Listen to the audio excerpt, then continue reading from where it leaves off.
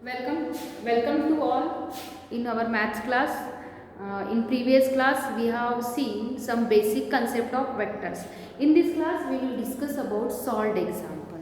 So, first example is here. State the vectors which are equal in magnitude, parallel in the same direction, negative of one another.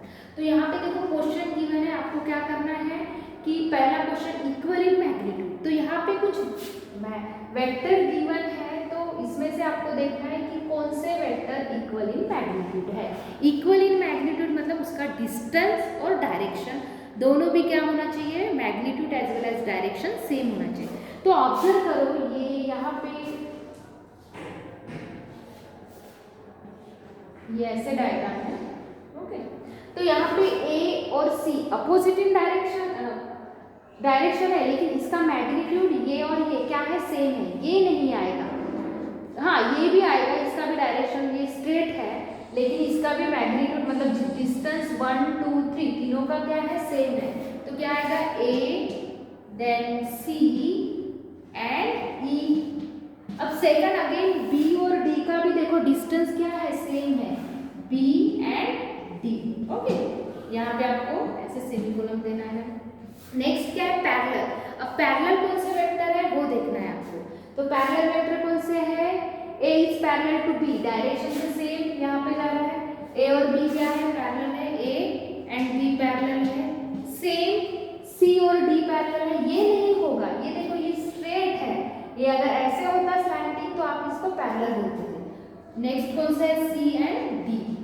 Next है in the same direction, same direction से कौन से है, direction same होना चाहिए। यहाँ पे देखो ए और बी सेम डायरेक्शन है, ए और बी, बट सी डी का डायरेक्शन डिफरेंट है और ई तो ये स्ट्रेट है, तो क्या आएगा यहाँ पे, ई नहीं आएगा, आपका आएगा ये सी एंड डी। नेक्स्ट क्या है, negative of one another. Negative of one another मतलब इसका मैग्नीट्यूड सेम होना चाहिए, ओनली डायरेक्शन डिफरेंट। अब देखो ए और सी ये क्या है, सेम मैग्नीट्यूड है, जैसे हमने as early we have seen, मतलब हमने पहले ही देखा है, इसका मैग्नीट्यूड सेम है बट डायरेक्शन क्या है, डिफरेंट है। तो क्या आएगा पेयर, ए और सी। नेक्स्ट पेयर आएगा बी एंड डी। देखो ये इधर जा रहा है, ये इधर आ रहा है, मैग्नीट्यूड सेम है, डायरेक्शन डिफरेंट है, एंड डी। तो इस तरीके से आपको वेक्टर्स के डायरेक्शन और मैग्नीट्यूड पहचान में आना चाहिए। तो ये हमारा सॉल्व एग्जांपल था, आपको ये कॉपी में सॉल्व करना है।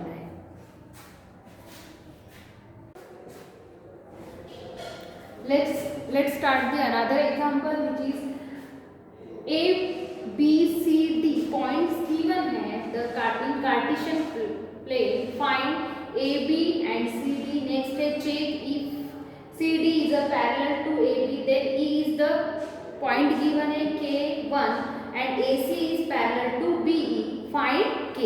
तो आपको यहाँ पे points given है, so solution आपको क्या करना है, ये कुछ क्वेश्चन है वो आपको सॉल्व करना है। तो पहले देखो, पहले जो पॉइंट है उसके पोजीशन वेक्टर डिनोट करो। Let small a small b, जितने भी पॉइंट है, small c small d and small e are the position vectors of points A, B, C, D and E. Okay, understood? उसके बाद देखो आपको ये जो वेक्टर है पॉइंट, उसको एक्सप्रेस पॉइंट में गिवन है, उसको एक्सप्रेस करो इन वेक्टर्स में। तो A क्या होगा आपका, 2i cap plus 3j cap. Similarly vector B क्या होगा, minus of i cap plus 5j cap. Then C small c क्या होगा, i cap plus j cap. Then D means minus of 7i cap plus 5j cap. यहाँ पे दो ही coordinate है तो i और j ही आएगा। नेक्स्ट है, अब आपको फाइंड अब देखो फर्स्ट क्वेश्चन, ए बी कैसे फाइंड आउट करते हैं see properly. Vector A B means होता है position vector small b minus a, इसको ऐसे लिखना है।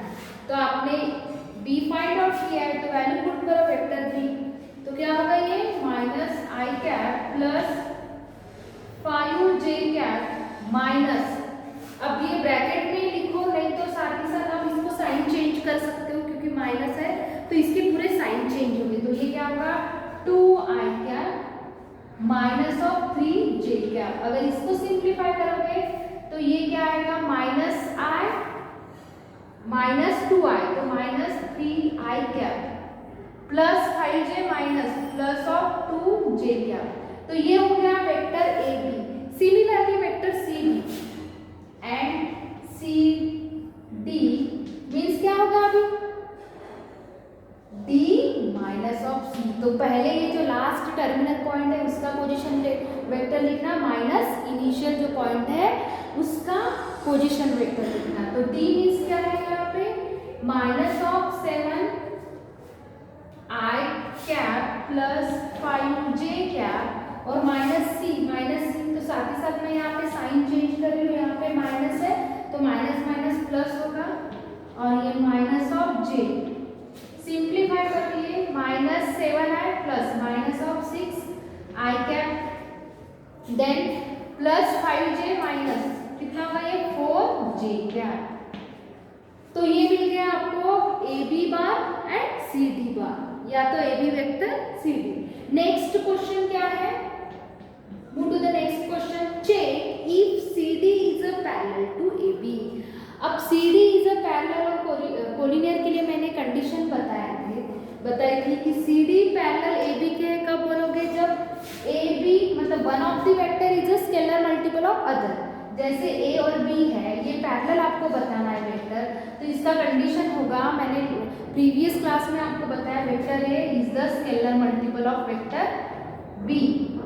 अब यहाँ पे एक वेक्टर ए बी है अनदर सी डी है, तो कैसे रिलेशन होगा A B is scalar multiple of C D, या तो जैसे फाइंड आउट होगा वैसे आपको लिखना है C D is a scalar multiple of A B, मतलब एक वेक्टर दूसरे वेक्टर के स्केलर मल्टीपल होना चाहिए, तब आप बोलोगे कि गिवन वेक्टर्स आर पैरेलल और कोलिनियर।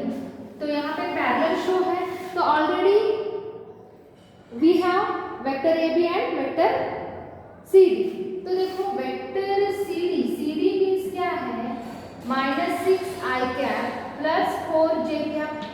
अब इसमें से क्या करती हूँ मैं 2 कॉमन निकालूंगी, 2 कॉमन निकलेगा तो ब्रैकेट में क्या रहेगा 3i cap plus 2j cap रहेगा।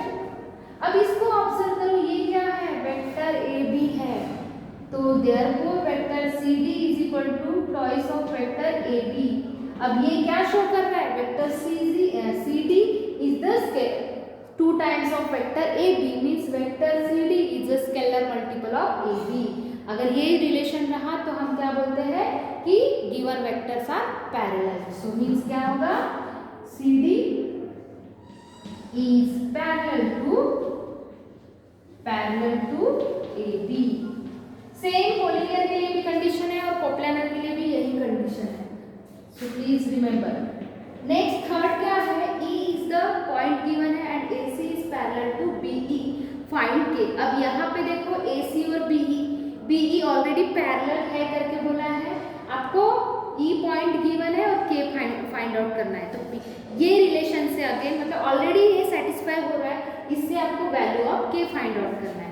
तो इसलिए हमको AC चाहिए और BE चाहिए, इसलिए हम पहले AC और BE फाइंड आउट करेंगे। तो अब वेक्टर E का पोजीशन वेक्टर मैंने यहाँ पे लिखा नहीं है, यहाँ पे लिखती हूँ E स्मॉल e, तो इसके K I कैप होगा प्लस J कैप, ठीक है।